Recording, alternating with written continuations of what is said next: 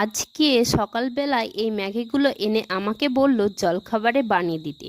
সে কথা মতো আমিও ম্যাগিগুলো বের করে গরম জলে কিছুক্ষণ সেদ্ধ করে তাতে ম্যাগির মশলা দিয়ে বানিয়ে ফেললাম সকালকার জলখাবার। আর দেখতেই পাচ্ছ ম্যাগির জন্য অপেক্ষা করছে, আর আমিও ওকে দিয়ে দিলাম। তারপর কাজ সেরে দেখতেই পাচ্ছ এই জায়গাটায় আমি আলপনার ডিজাইন করতে বসলাম। ধীরে ধীরে খুব সুন্দর করে এই আলপনার কাজটা শুরু করে দিয়েছি। তোমরা আগে আমার বেশ কিছু ডিজাইন দেখেছো, না দেখে থাকলে অবশ্যই দেখে আসতে পারো। আর এইদিকে অবশেষে ডিজাইনটা এই রকম হলো। তোমরা কমেন্ট করে জানিও কেমন হলো আমার আলপনার ডিজাইনটা। আর সন্ধেবেলায় আমি আর মা চপ ভাজতে লাগলাম, কারণ আজকে সন্ধেবেলায় মুড়ি আর চপ দিয়েই শেষ হবে।